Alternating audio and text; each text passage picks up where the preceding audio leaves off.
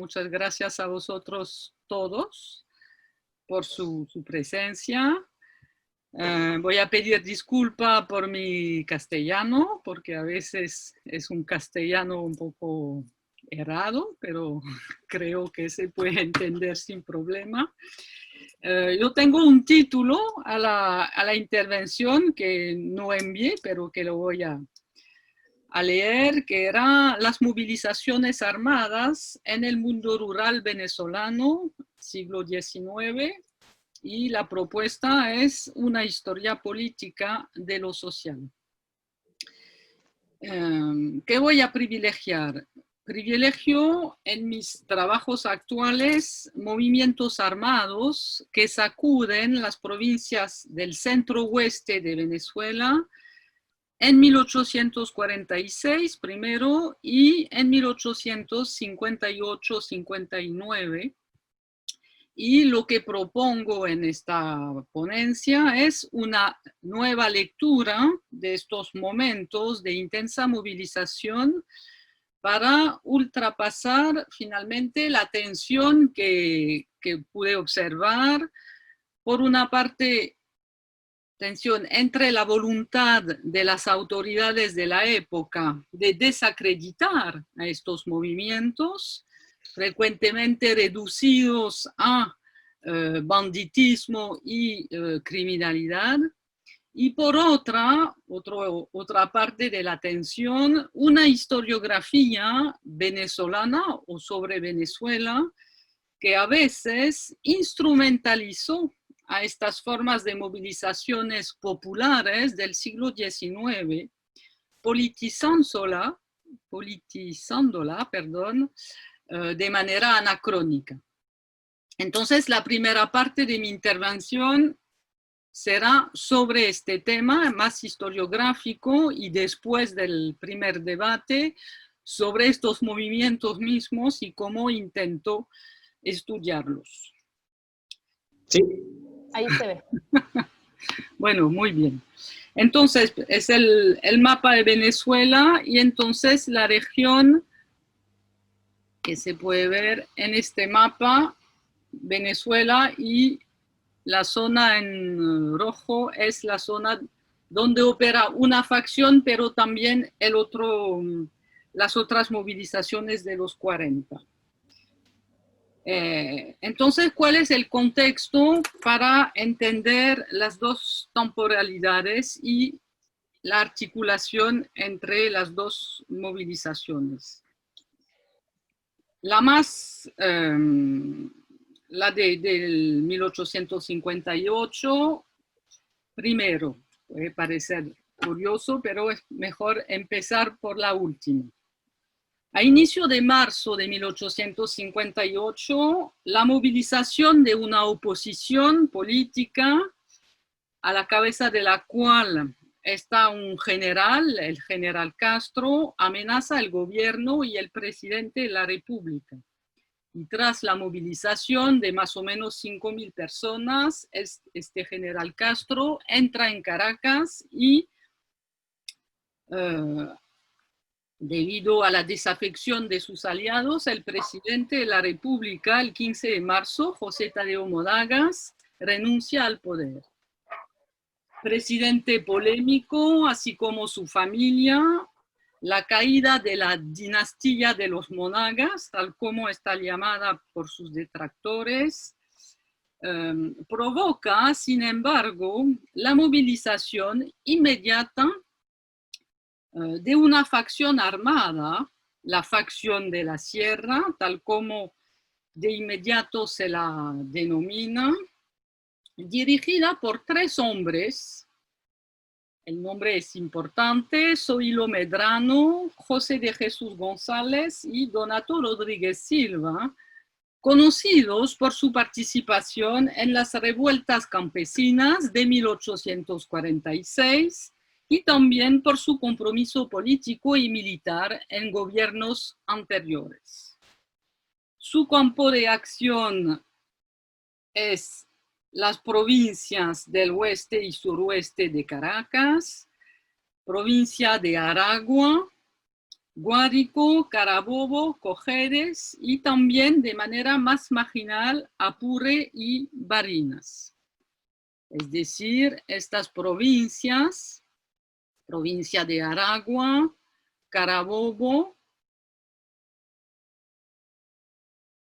Cojedes, es decir, un espacio muy amplio.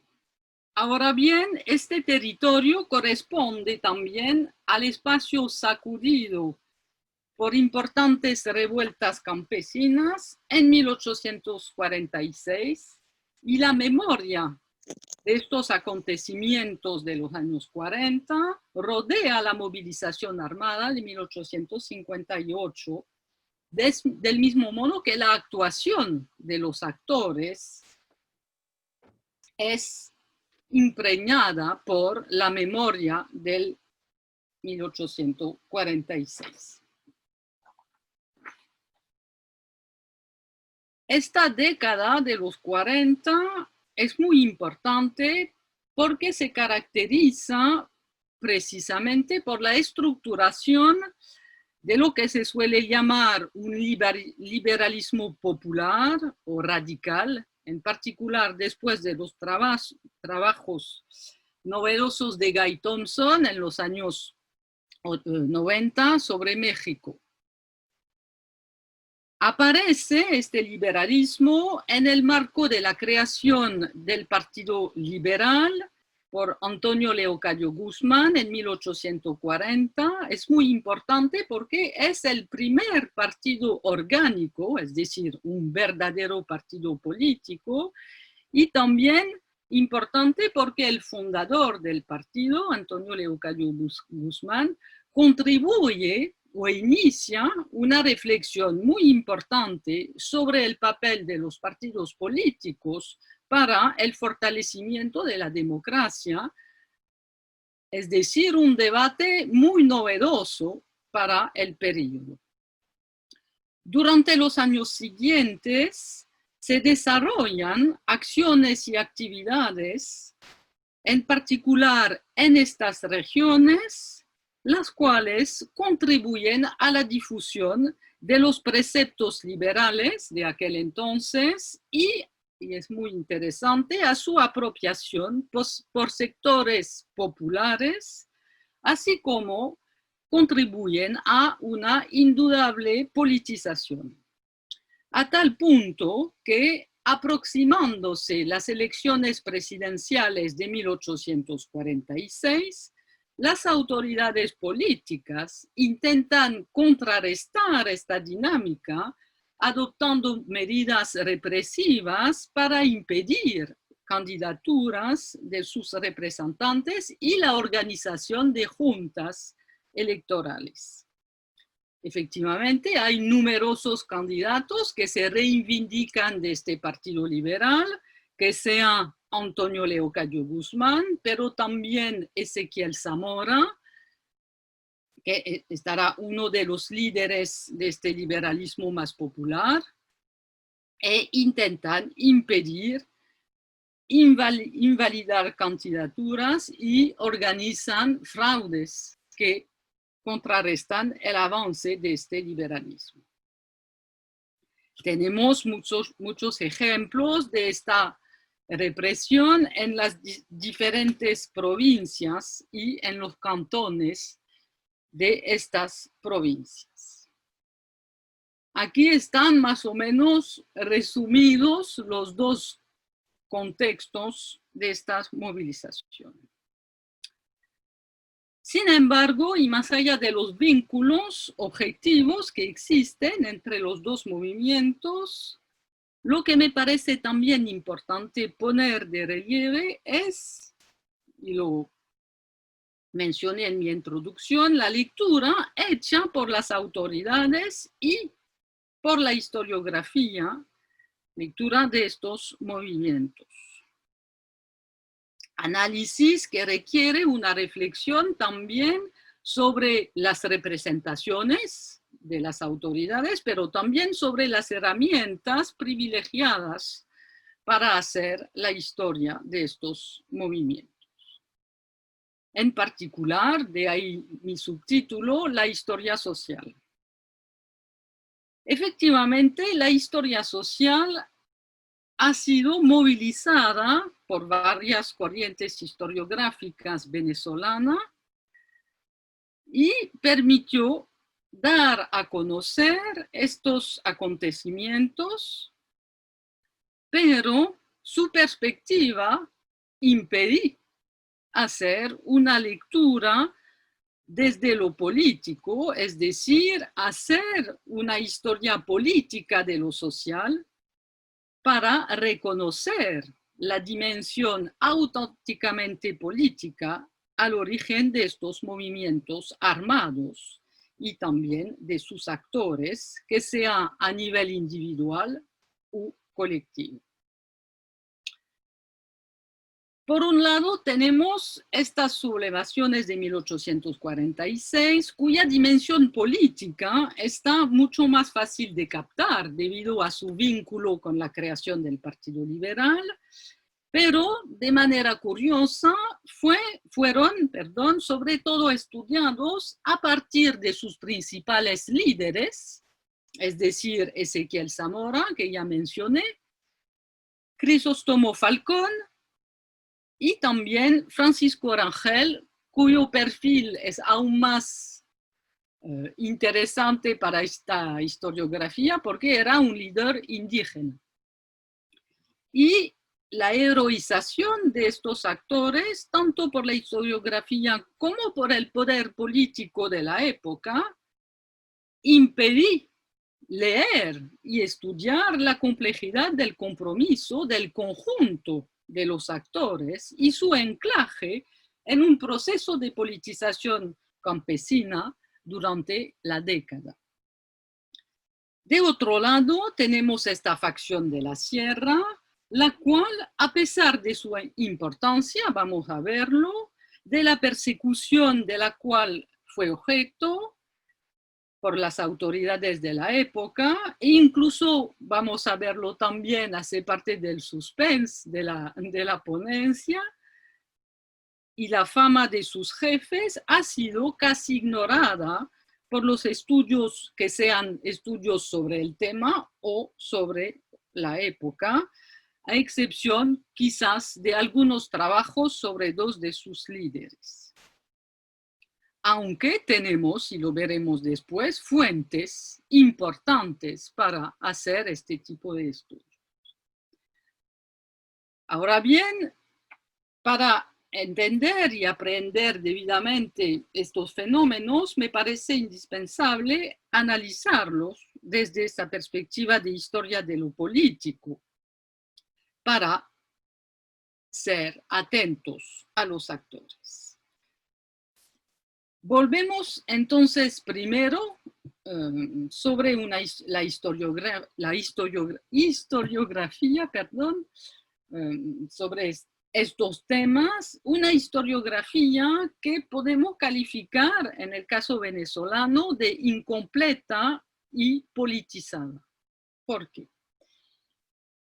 Es necesario primero hacer una observación inicial, a saber que la historiografía venezolana en Venezuela se encuentra en una situación muy crítica desde hace muchos años, a excepción quizás del periodo de la independencia, debido por parte al bicentenario, que favoreció algunos trabajos muy novedosos.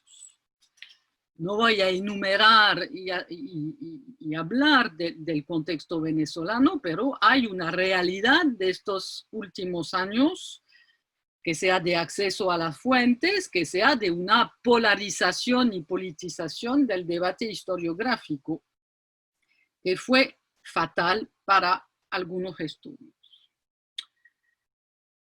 Una historiografía en particular sobre la primera mitad del siglo XIX, que efectivamente padece de una relativa politización, que afectó la calidad de los estudios. Politización que se nota primero que se había notado primero antes de la actualidad de Venezuela en una historiografía marxista y luego, a partir de finales de los 90, con la llegada de Hugo Chávez en la escena política, que dio finalmente un nuevo impulso a una historiografía politizada al servicio esta vez, y vamos a verlo en el caso en particular de la facción de la Sierra, al servicio de una ideología oficial. Por fin, una tercera observación que no remite directamente a Venezuela, a historiadores venezolanos, una observación interesante: los únicos trabajos finalmente ya antiguos de los años 80 que ayudan a la comprensión de estos fenómenos de movilización armada y que se apoyan además sobre archivos inéditos son estudios anglosajones, en particular para el caso de hoy los trabajos de Robert Matthews y de Stephen Thompson, trabajos muy bien documentados y que ayudan a entender la realidad de estos fenómenos, en particular los de Robert Matthews. Sin embargo, se interesan, debido a su perspectiva, sobre todo a la dimensión socioeconómica del problema, y el título de la obra mayor de Robert Matthews lo ilustra bien, pues su libro se titula Violencia rural en Venezuela, 1840-1858, antecedentes socioeconómicos de la guerra federal.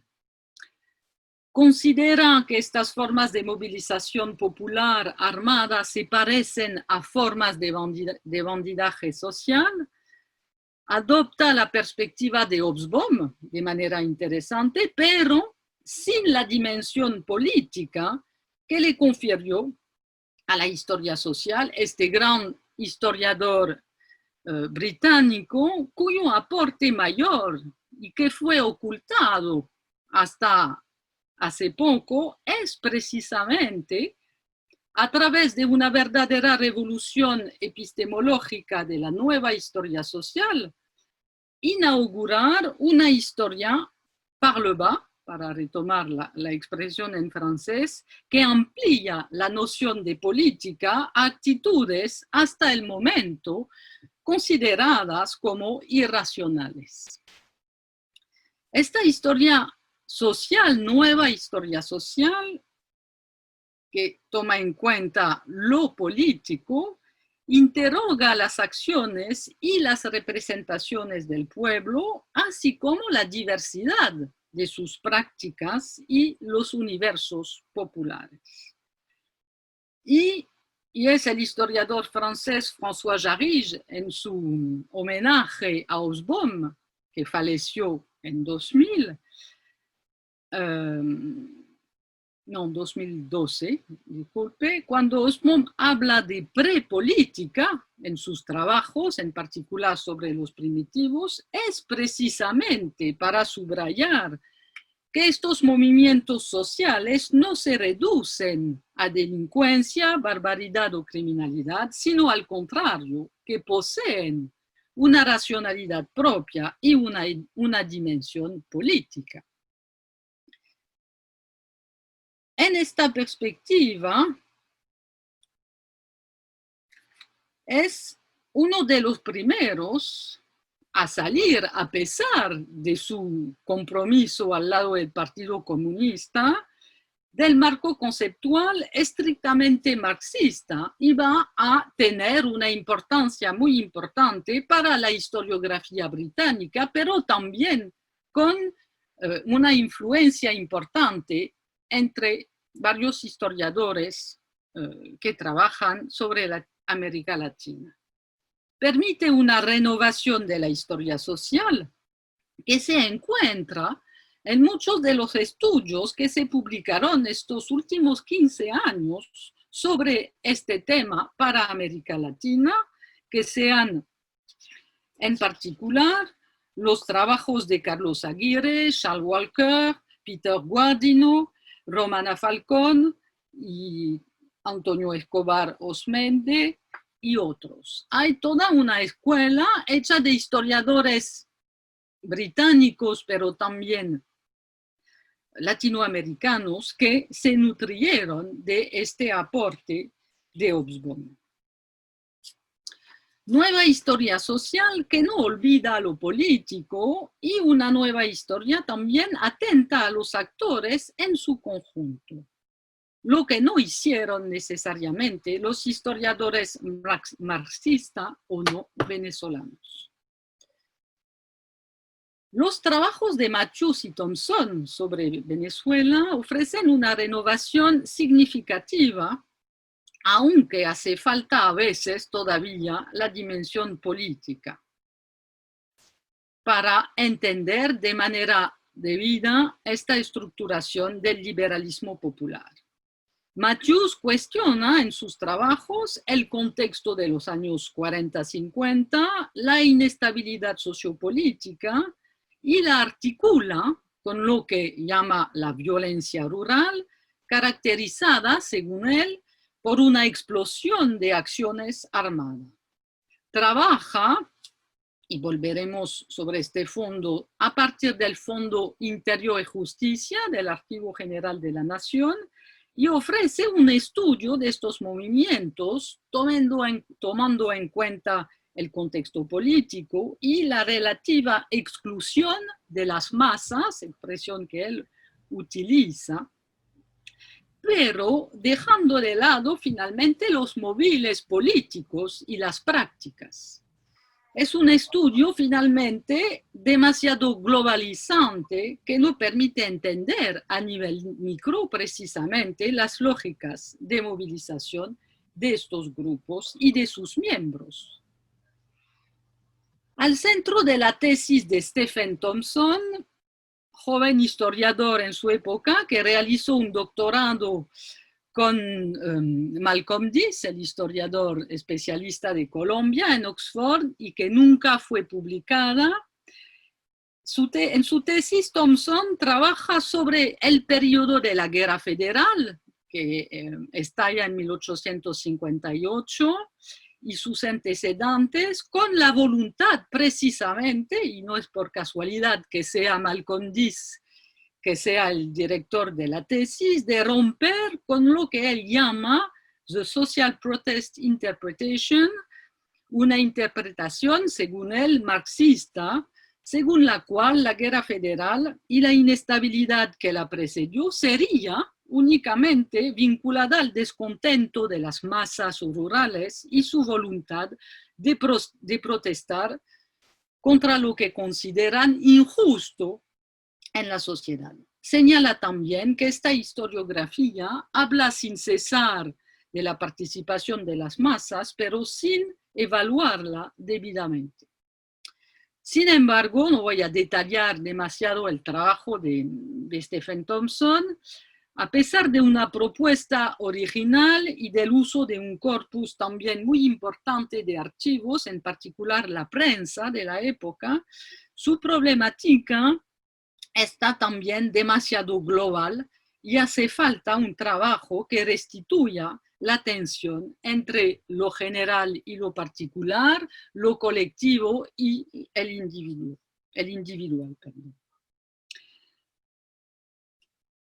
En Venezuela, la historiografía sobre estos momentos, y lo vimos de manera más global, parece de esta orientación más o menos marxista o por lo menos destinada a poner enfoque sobre algunos elementos y algunos hombres, pero sin hacer un verdadero trabajo e historia de estos movimientos. Es en particular el caso de los trabajos publicados a partir de los años 50 y 70 que quisieron considerar a estas revueltas como primeras manifestaciones de una lucha de clase entre campesinos oprimidos y los oligarcas y terratenientes para el acceso a la tierra, campesinos que serían adictos a una ideología calificada por algunos de estos historiadores de marxista o premarxista.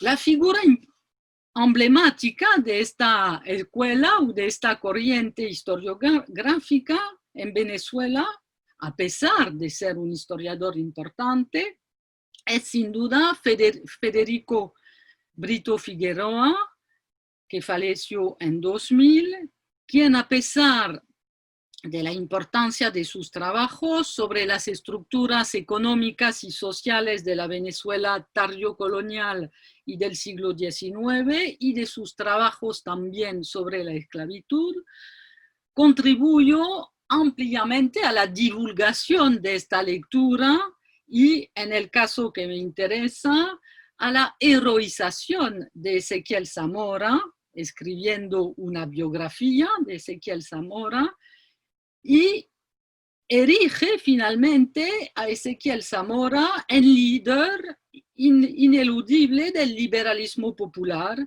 en oposición al fundador del Partido Liberal, Antonio Leocadio Guzmán.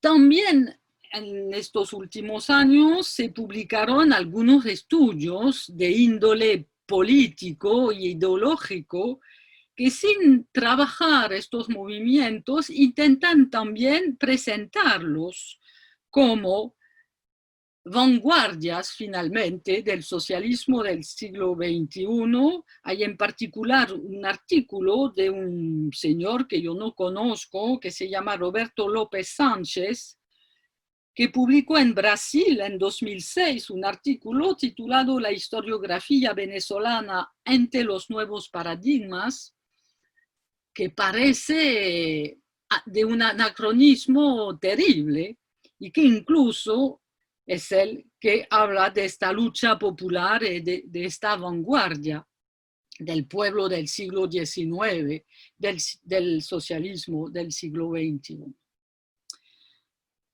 Volvemos ahora sobre este liberalismo popular de los 40, ni siquiera mencionado en este tipo de estudios, cuyo enraizamiento sería más rural y radical.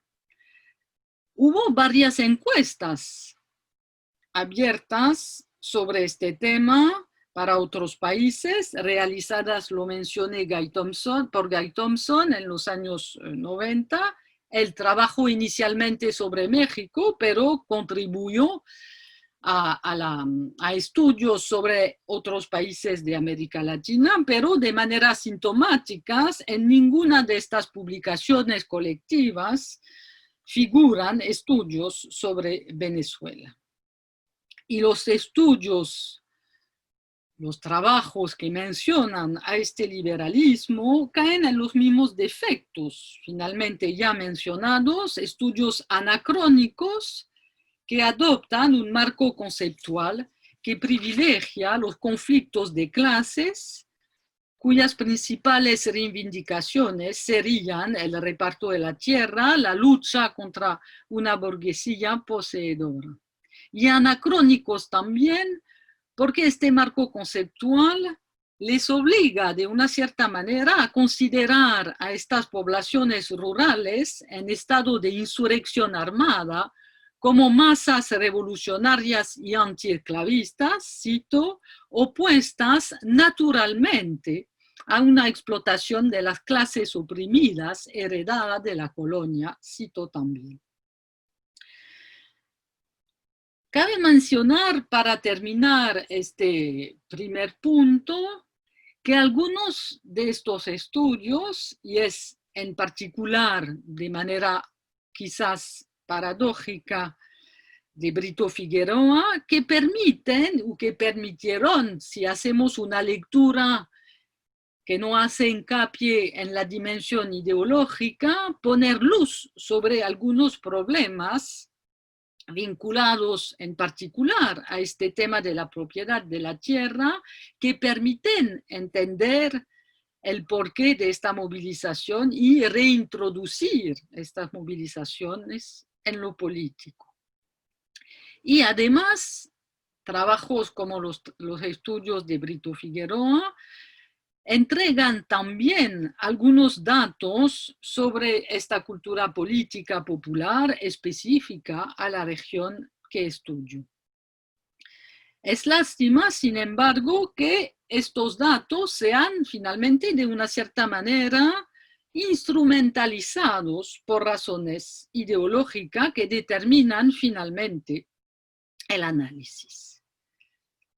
En cuanto al periodo durante el cual se despliega la facción de la Sierra, corresponde a un vacío historiográfico casi total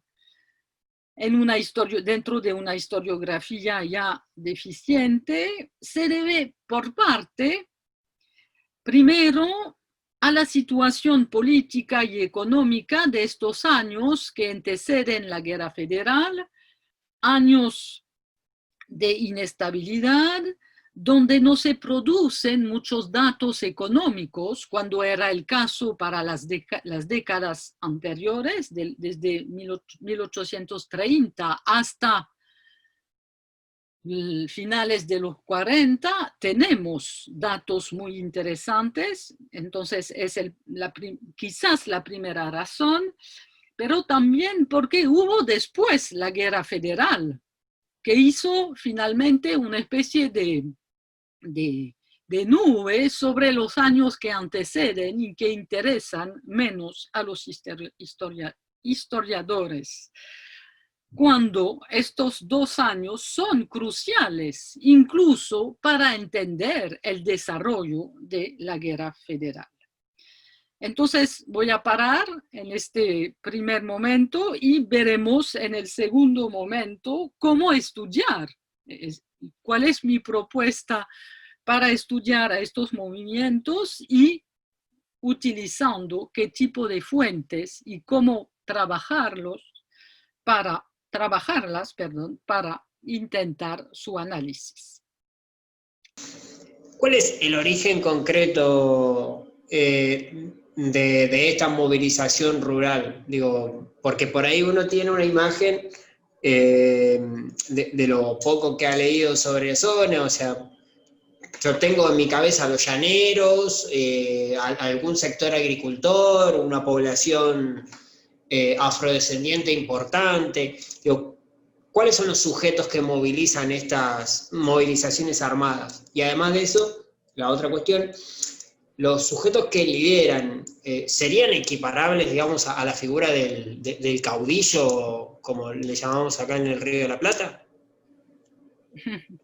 La pregunta es muy interesante porque es bien curioso, porque sobre los 40 estoy empezando realmente a profundizar, porque me di cuenta de la importancia del 40 trabajando sobre esta facción de la sierra.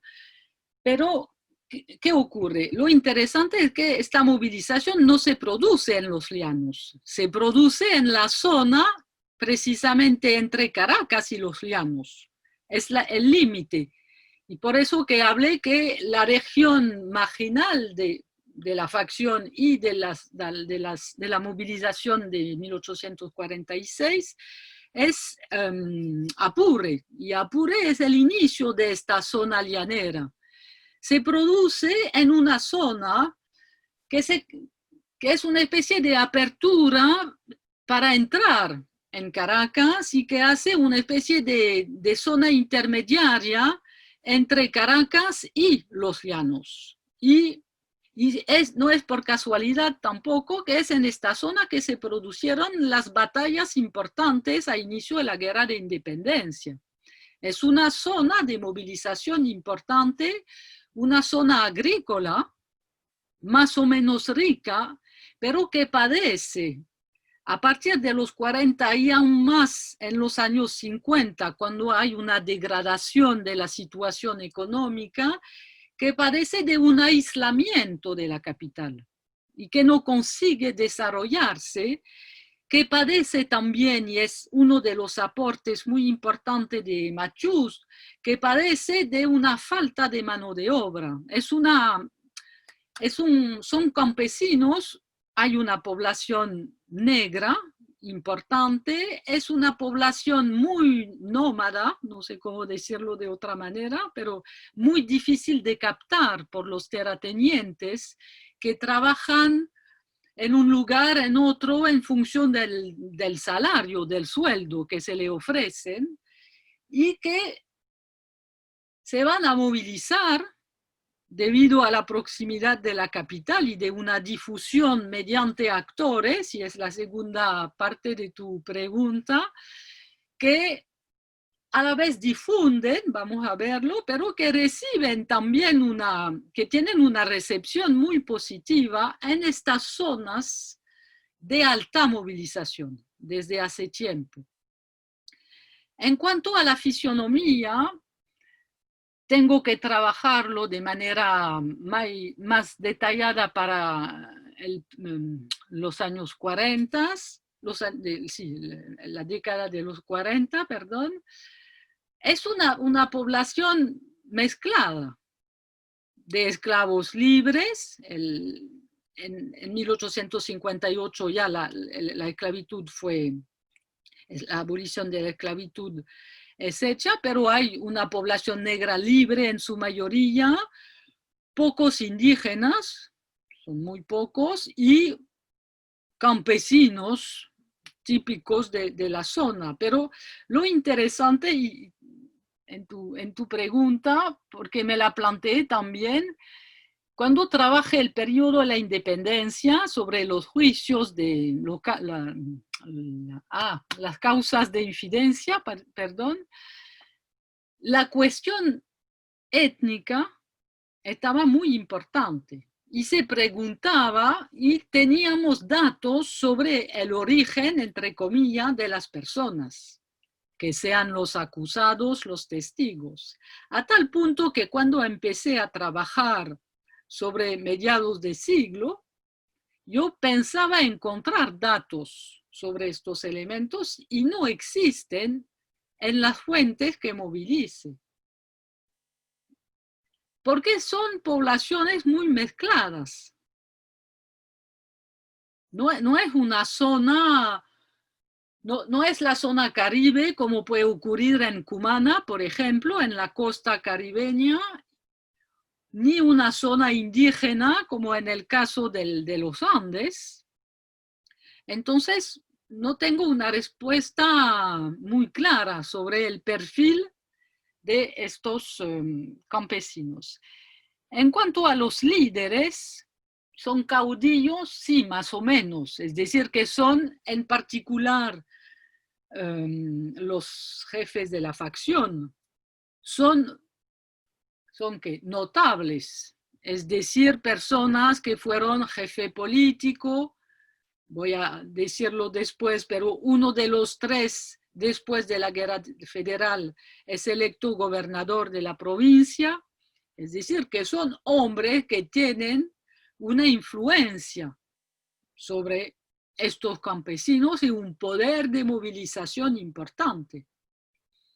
Entonces sí, son figuras de caudillos que pertenecieron a veces al ejército oficial y a veces están en la oposición y movilizan milicias o un ejército para oponerse, como en el caso de la renuncia de José Tadeo Monagas. Sí, son caudillos locales. En el 40, en las sublevaciones de 1846, es un poco diferente. Falcón, sí, es un militar, pero inicialmente es un comerciante que no tenía un influjo tan importante. Se politiza en los círculos de los liberales en Caracas. Es un poco diferente los líderes de las sublevaciones de 1846. En el caso, mi consulta más que nada está dividida en dos partes. Que nada, quería saber si podía desarrollar más al respecto de esta idea de anacronismo, porque por ahí se me vienen algunas similitudes con relaciones de lo que pasó por ahí en Argentina con la lucha entre unitarios y esta idea de liberal conservador, que en el caso de Venezuela parece verse por ahí, al menos en esta época, como más, con una perspectiva un poco más diferente, como el campesinado más ligado a este liberalismo, que obviamente en ese momento tiene un significado muy, muy particular. Quería ver si tal vez el anacronismo venía de ese lado, de esta idea de liberalismo en una época y en otra época, utilizado, como dijo usted, desde la historiografía, por ahí con esta hazaña politizada o más de control hacia la historiografía. Y por otro lado, siguiendo lo que decía el profesor Eduardo, este problema de la obesidad tiene que ver un poco también con las relaciones económicas que se dieron en Venezuela según las zonas geográficas, un poco por la cualidad de México, por ejemplo, si bien en los años 40, durante el zapatismo y el villismo, que los líderes son muy particulares según la zona, y en este caso tal vez la homogeneidad no se da justamente este factor económico de campesino o por ahí la forma económica que se desarrolla. Sí, sí, no entendí completamente las últimas frases.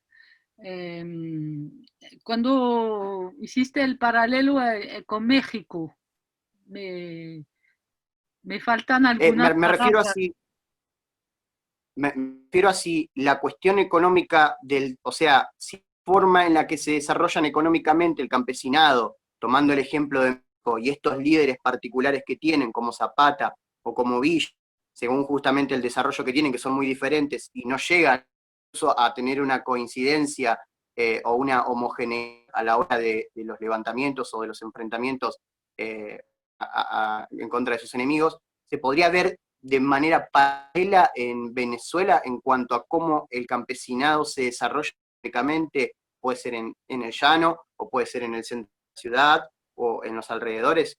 Región hay un problema económico evidente porque hubo, sería un poco largo, pero hubo en los años 30 leyes de reparto de tierras, como se hizo en casi todos los países, normalmente para constituir una ciudadanía anclada en la tierra, en la medida en que el liberalismo postulaba que era preciso hacer un ciudadano que sea el propietario de su tierra. Hay una ley de reparto, pero que escapa a su lógica de manera evidente porque el campesino no tiene los ingresos para comprar.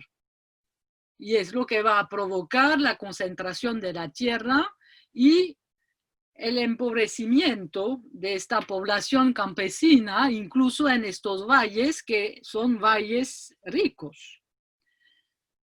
Es decir, que hay un descontento, hay una debilidad también social de esta población que consigue difícilmente enraigarse en las regiones, de ahí esta movilidad también de estos campesinos.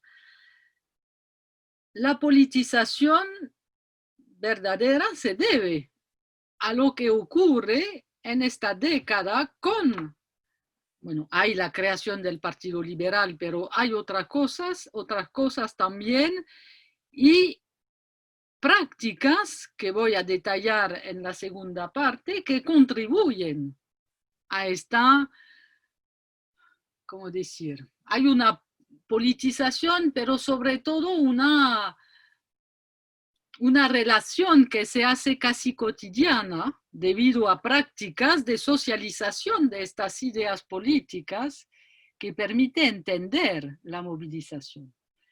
En cuanto al anacronismo, no creo que es con el liberalismo y la evolución o los cambios que este concepto conoce desde inicio del siglo XIX hasta incluso a finales del siglo, que no significa la misma cosa. Creo verdaderamente, y habría que trabajarlo porque me parece importante incluso para entender la sociedad venezolana, hay una escuela historiográfica muy fuerte que intentó, y de verdad a veces hay trabajos de Brito Figueroa y de otros que son de un anacronismo muy fuerte. Tengo capas, no los libros más importantes de Brito Figueroa que mencioné, su Historia Económica y Social de Venezuela, que fue reeditada varias veces, en la cual entrega y hizo un trabajo muy importante de compilación de datos para entender los ingresos, el tamaño de las propiedades, los recursos, etc. Pero detrás de este trabajo hay una historiográfica muy politizada y como decir en español, sa grille de lecture es demostrar que desde mediados del siglo XIX, incluso antes, el pueblo tenía una politización de un presocialismo. Brito Figueroa habla de protosocialismo, de socialistas sin saberlo, etc. Es decir, que hay verdaderamente una corriente que defiende esta tesis. Y hay Brito y hay otros.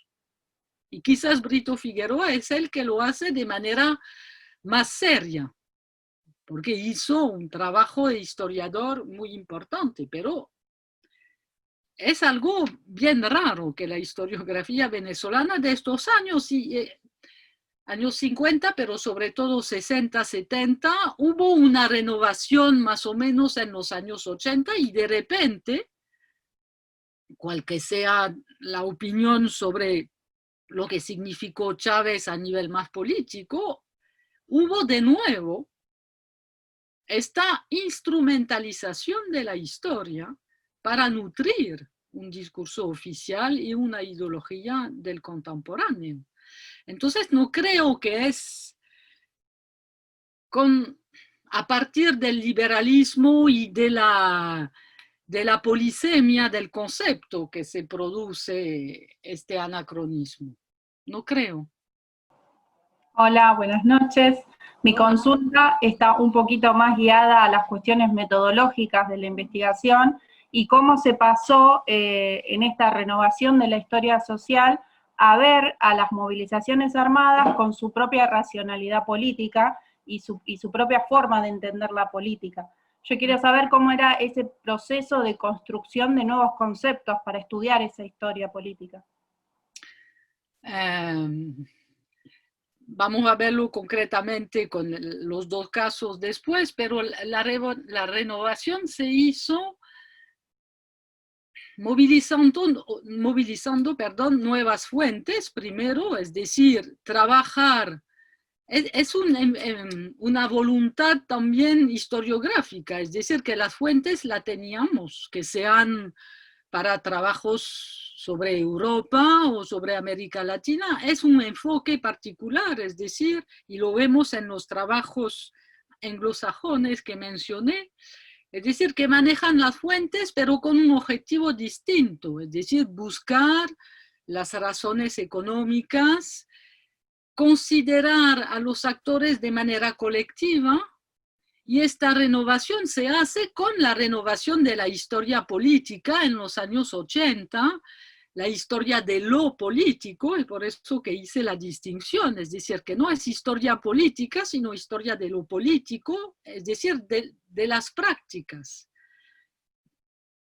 Ser atentos a las prácticas y también cambiar de escala y trabajar el individuo con este nuevo liberalismo. Estábamos hablando de liberalismo. Se debe a que esta renovación historiográfica de los 80 es la victoria del individuo, que trabaja todavía nuestras sociedades. Y no es por casualidad que esta renovación viene de Italia, de la microhistoria, y de historiadores muy importantes, que sean Gisbert, Simona Cerutti, etcétera, que querían precisamente romper con la historiografía marxista italiana y romper con una lectura en clave de clases e interesarse a los itinerarios individuales. Es la tesis de Cerutti, que podríamos discutir horas, porque el trabajo es muy novedoso, su trabajo sobre los obreros de Turin, no sé si ustedes conocen el trabajo, en el cual ella intenta mostrar, y es muy interesante, pero a nivel político y ideológico peligroso, quizás, no tengo la respuesta, intenta mostrar que un individuo no es encerrado en su clase. Y entonces va a buscar, y estamos hablando de metodología, va a buscar en las fuentes que ella utilizó itinerarios de obreros que salieron de la predisposición de la vida típica del obrero, que bueno, se queda obrero, que tiene un compromiso político sindical tal y no otro, para mostrar que cada uno es propietario de su... Y podemos entender nosotros ahora cuál es la deriva, no sé cómo se dice en español, el riesgo de este tipo también de historiografía, que permite efectivamente ser atentos a los actores sociales, porque cada actor tiene su compromiso, pero no hay que ir demasiado lejos también en esta individualización de los actores. Pero para volver a tu pregunta, esta renovación fue muy importante para reintroducir lo político en este tipo de trabajos, es decir, movilización social, movilización armada, porque la tendencia fue olvidar que también estos actores que se movilizaban de manera a veces violenta o por lo menos con armas en la mano, tenían objetivos políticos, estaban en capacidad de pensar lo político y esta dimensión fue olvidada con la historia social antes de su renovación, quizás. Y me parece importante y aún más importante quizás para la historia de América Latina del siglo XIX, donde hay muchos movimientos violentos, armados, porque ¿cuál es la otra opción para actores que no gozan de la ciudadanía, que no gozan de acceso a la esfera pública para expresar su opinión? Y vamos a ver el impacto de la politización de los 40 y el camino que abre a estos actores precisamente.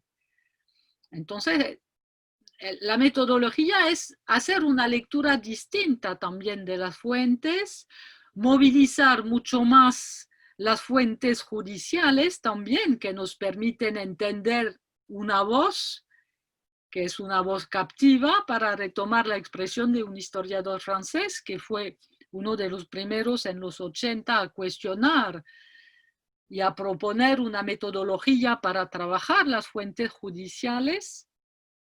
Es una atención diferente y una escala también de estudio distinta. Es decir, hacer trabajos micro sobre una facción y entrar dentro de la facción, un movimiento armado, cuando tenemos las fuentes, porque a veces no las tenemos. Bueno, gracias por sus preguntas, primero, porque son muy interesantes y me permiten pensar también a algunos elementos. Entonces, el segundo elemento es cómo hacer finalmente esta historia de lo político, esta historia política de lo social y de este liberalismo rural.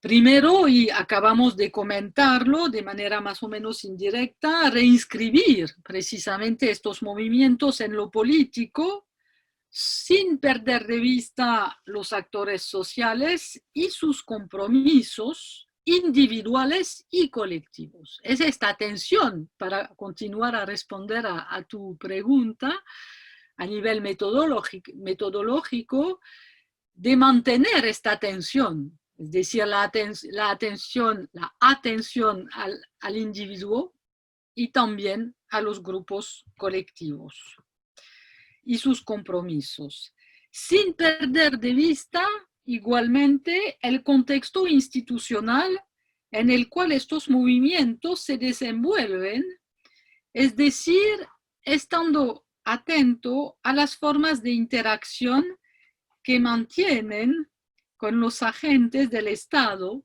en términos, y es muy importante, de influencia, resistencia, pero también connivencia.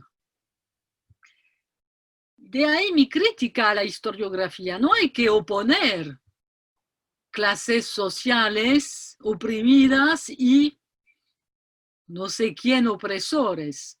Estamos en sociedades muy pequeñas. Marie-Danielle de Melas, que trabajó más los países andinos, hablaba de sociedad del cara a cara, société du face à face. Todo el mundo se conoce. Además, hay una muy débil profesionalización de las carreras administrativas y políticas, es decir, que el juez, el gobernador, el jefe político hace parte de la misma comunidad. Entonces, debemos tomar en cuenta también estas interacciones. No hay una frontera bien clara entre la institucionalidad y el resto de la población. Supone también, y lo mencioné, privilegiar una escala de análisis micro para restituir esta complejidad, la complejidad de las interacciones, así como para mantener esta tensión entre lo local y lo global, el individuo y el colectivo, etc. Permite captar las formas de acción política, las formas de movilización y, a pesar de la dificultad, permite también poner de relieve la complejidad de las relaciones sociales que el archivo, cuestionado en una perspectiva que podríamos llamar de antropológica, permite entregar. Ser atento a la realidad de lo cotidiano y reintroducir estas experiencias en la construcción de lo social. ¿Cuáles son las fuentes?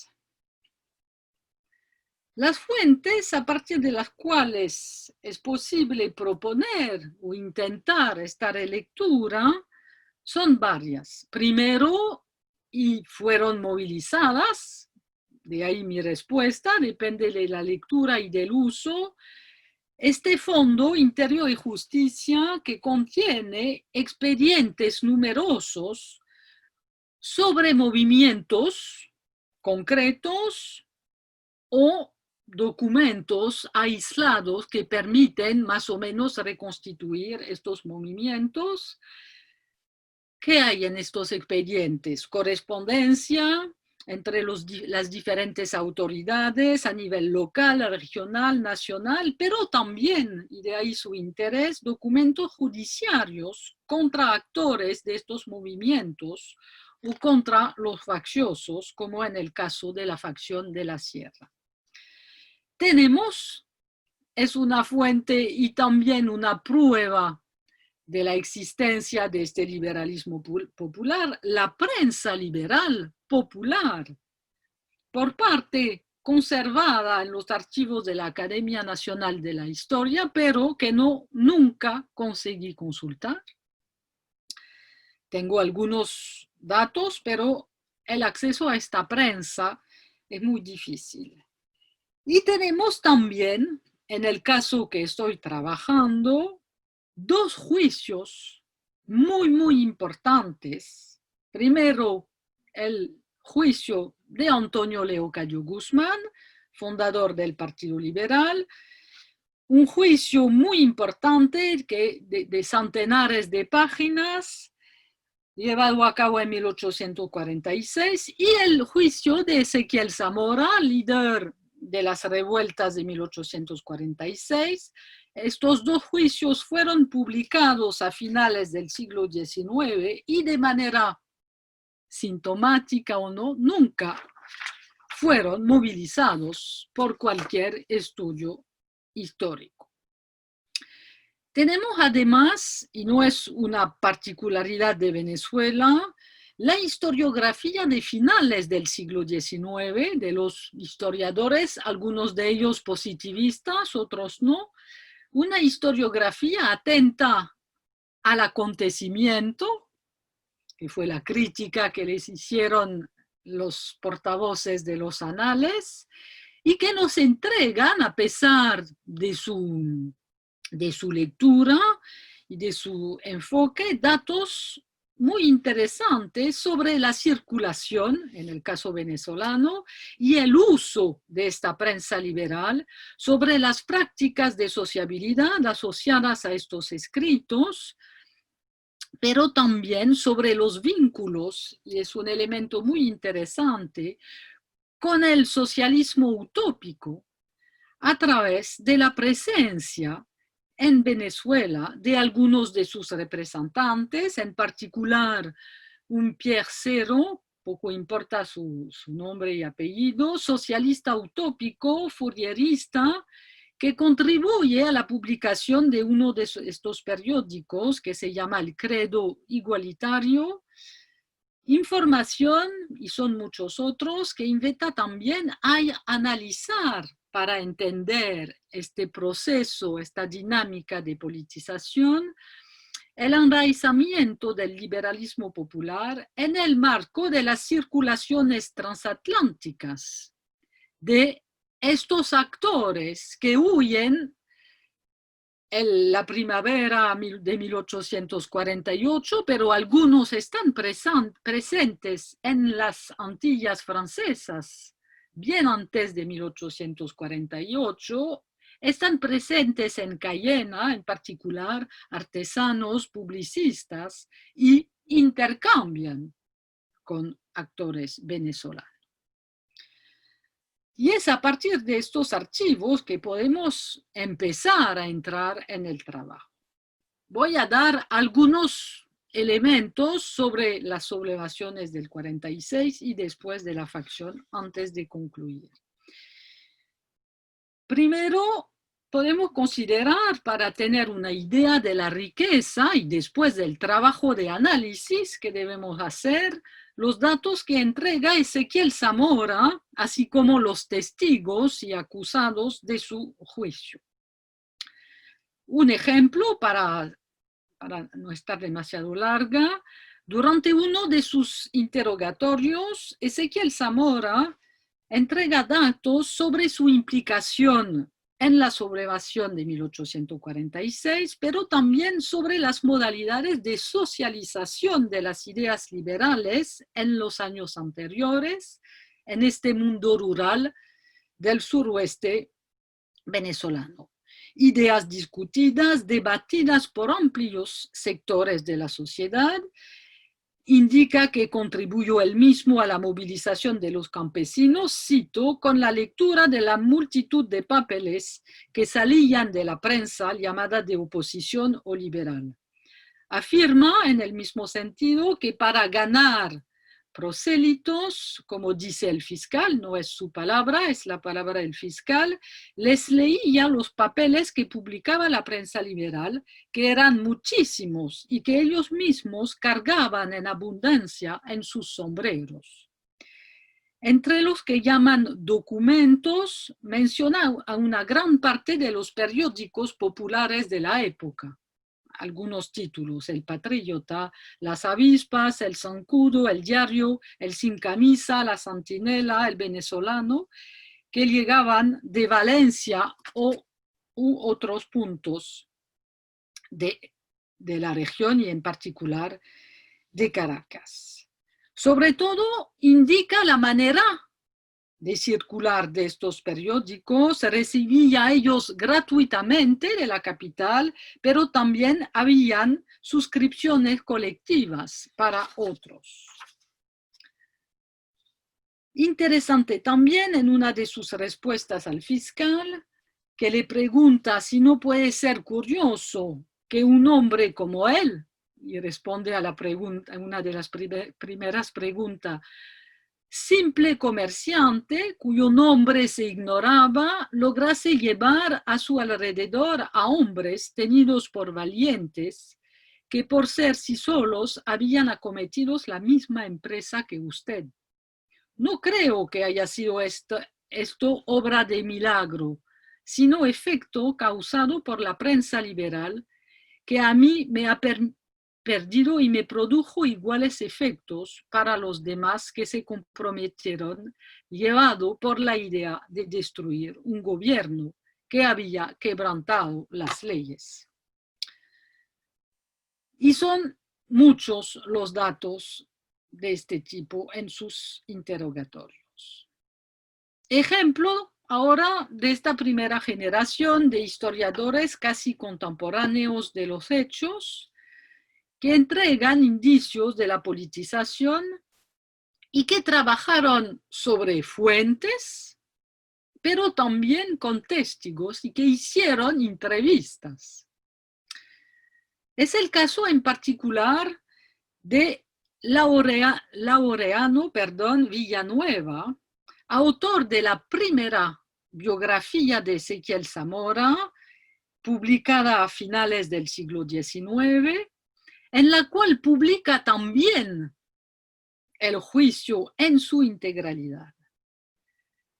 Villanueva menciona estos títulos, pero también dedica páginas a su análisis sistemático, es decir, nombre de sus redactores, de los miembros, las razones que llevaron a los liberales a organizar la creación de estos órganos de prensa para esparcir nuevas ideas. Indica también que estos hombres provocaban a estos a levantar tribunas para discutir los intereses nacionales, despertaban en el pueblo enseñándoles sus derechos y les incitaban a ejercerlos en las elecciones y en la prensa. Les obligaban a defenderse con la pluma y la palabra. Menciona también otro dato interesante, es decir, la existencia y la circulación de muchos pequeños periódicos de chistes, versos y caricaturas, elemento muy importante cuando sabemos que en su mayoría esta población estaba analfabeta. Sobre todo intenta demostrar que este partido político no era una gavilla de salteadores, como decían las autoridades, que quería desarrollar la insurrección, que al contrario quería difundir una prensa ilustrada y patriótica. Por lo tanto, estamos muy lejos de la imagen que las autoridades políticas, militares, quieren dar a estos movimientos. Y permite entender también por qué 10 años más tarde, cuando se constituye esta facción de la Sierra para contestar la destitución del presidente, van a movilizarse y a intentar despolitizar este movimiento, por temor de una nueva movilización que pueda poner en peligro el nuevo poder. Datos muy precisos sobre las formas de sociabilidad, cuando se menciona también estos campesinos que se encontraban suscritos al periódico El Venezolano, vocero del partido. Villanueva da también cuenta de jóvenes liberales que difunden ejemplares de los periódicos y uno en particular que se encaminaba por la tarde, y cito, al cerro que llamamos hoy el Calvario, sirviéndole de pedestal una hermosa piedra, en la cual catequizaba para su partido los campesinos que entraban o salían a diario de este pueblo, leyéndoles y comentándoles buenos trozos de su periódico. Su simiente política caía frecuentemente en terreno fértil, dice Villanueva, suscribiéndose muchas veces a su periódico la mayor parte de los que componían su rústico auditorio.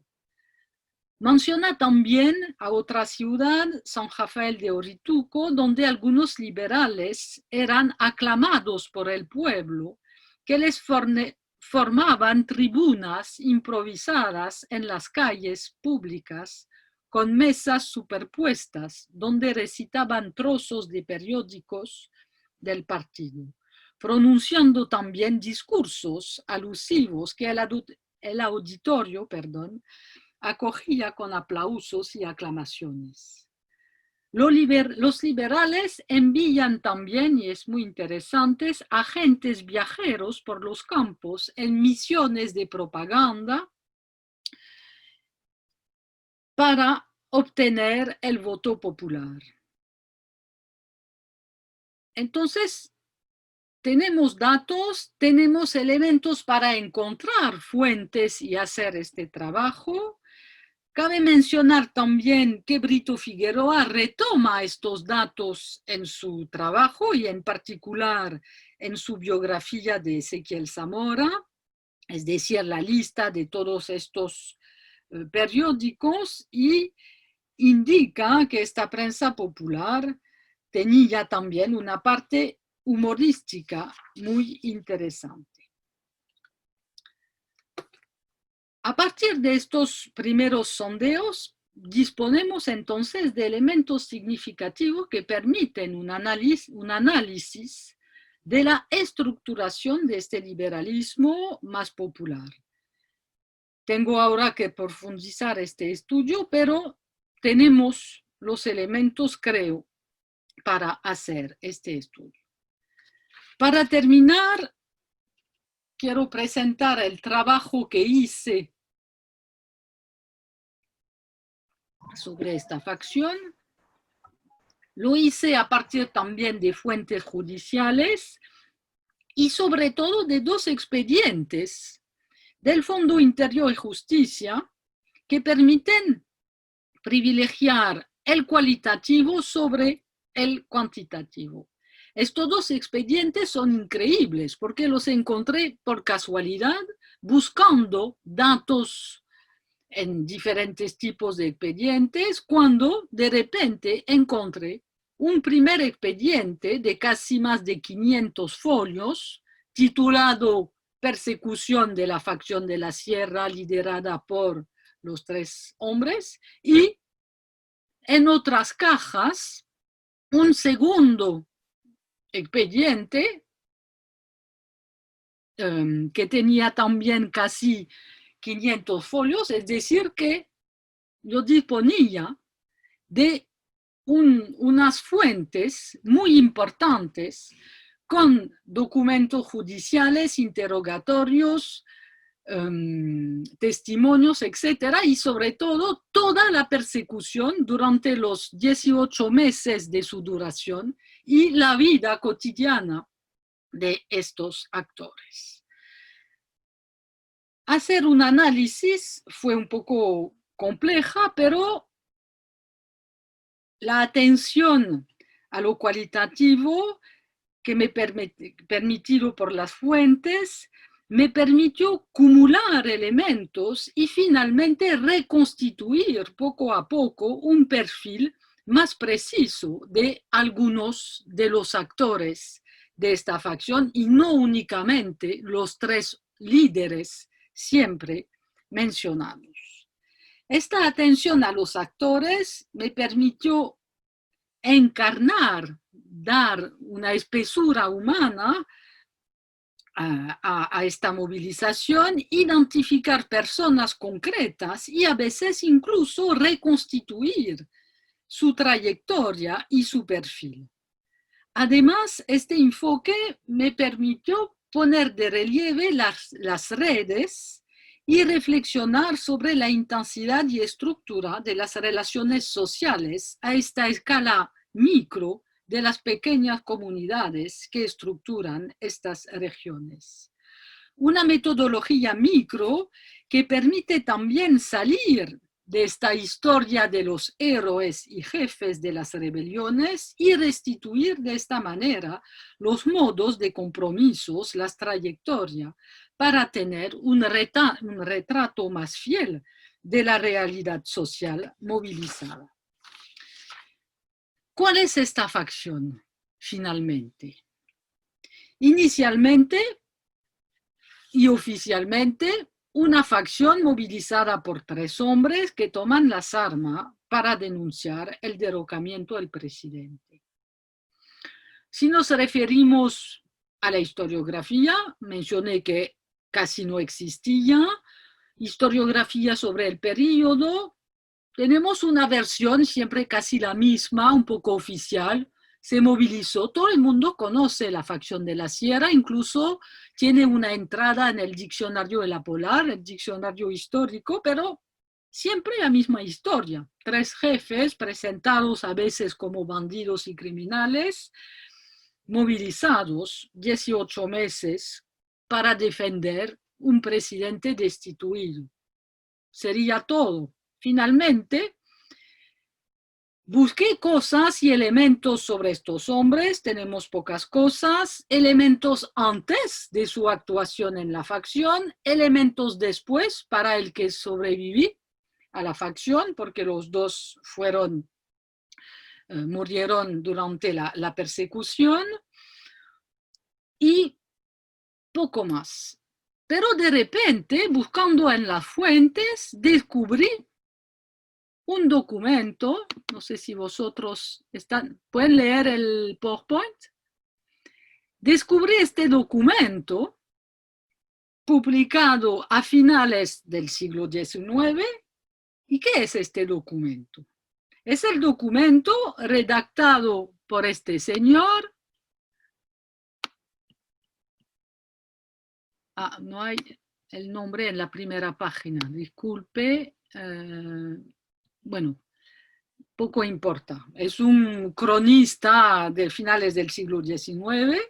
Descubrí, leyendo este documento que me llamó la atención, que finalmente, por decisión del presidente de la época, Crespo, estos 3 hombres, sus restos, fueron depositados en el Panteón Nacional. Criminales, bárbaros, una posteridad bien curiosa, pero que va a participar de su instrumentalización política en el momento mismo, pero también, y tiene que ver con mi crítica de la historiografía actual, instrumentalizada por el gobierno de Chávez en el momento de celebrar los 150 años de la Guerra Federal, es decir, que hubo una conmemoración de estos hombres y la restitución de sus restos desplazados en ocasión de obras en el Panteón Nacional. ¿Por qué esta panteonización? Y lo más curioso es que en este documento no hay ni siquiera la mención de la facción de la Sierra. Un silencio increíble cuando, si entramos en los archivos, podemos restituir la realidad de esta facción, su funcionamiento cotidiano y sobre todo descubrir otra cronología, la intervención de una cantidad de actores, más de 1000 personas a veces dentro de esta facción, un perfil social fascinante de todos estos actores, o por lo menos lo que declinan su identidad en el marco de un interrogatorio, de un arresto y la necesidad de justificar su pertenencia. un perfil diferente de los tres jefes y sobre todo una vinculación a veces con los movimientos de los 40, es decir que conseguí restituir, tengo casi 600 nombres, porque hice una base de datos leyendo todos estos folios de todas las personas que estaban mencionadas como pertenecientes a la facción y después busqué información leyendo los interrogatorios, la correspondencia, etc. Tenemos grupos de familia, tenemos mujeres, tenemos personas con perfil bien distinto de esta población rural de los años 50. Fue difícil, claro, a veces entender el porqué de la movilización, porque claro que la palabra es captiva para retomar esta expresión y que casi siempre las personas interrogadas dicen que se alistaron en la facción de manera forzosa, que no querían. Pero cuando continuamos la lectura atenta de estos archivos, podemos entender, primero, el porqué, es decir, el temor de la represión que estos actores conocieron a veces en los años 40, porque conseguí ver que algunos que estaban presentes o algunas familias presentes en el 48 estaban movilizadas. Es decir, el temor de manifestar un compromiso político, cuando se lo puede leer en el archivo. Se trata finalmente de un movimiento político en sus motivaciones iniciales que se pierde un poco durante estos meses, que son meses de persecución. Es decir, que hay que esconderse, reconstituir grupos que se localizan en los diferentes puntos de las diferentes provincias, pero que consiguen mantenerse y resistir a un ejército poco profesionalizado y que sin cesar está diciendo que vamos a destruir la facción. Y cuando consiguen matar a uno de los jefes, la primera acción que hacen para precisamente que los actores y la población sea segura de la muerte del jefe, porque en una paréntesis, en 1846 uno de los líderes es asesinado, pero hubo un rumor que decía que no había muerto.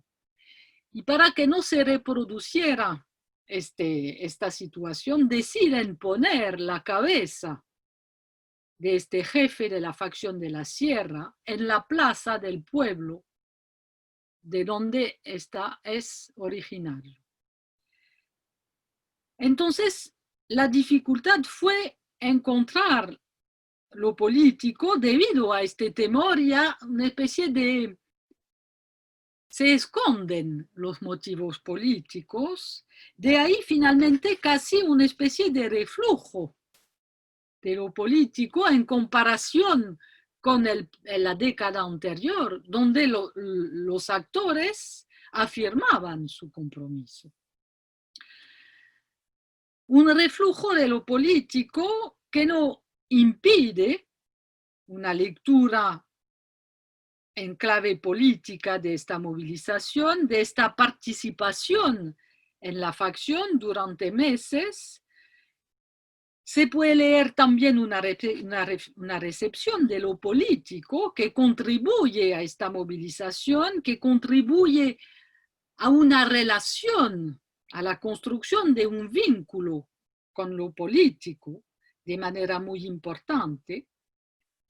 Y es por eso, y para concluir, que creo que esta lectura que articula historia de lo político, pero también una historia social, está fecunda para reconstituir estas dinámicas de movilización.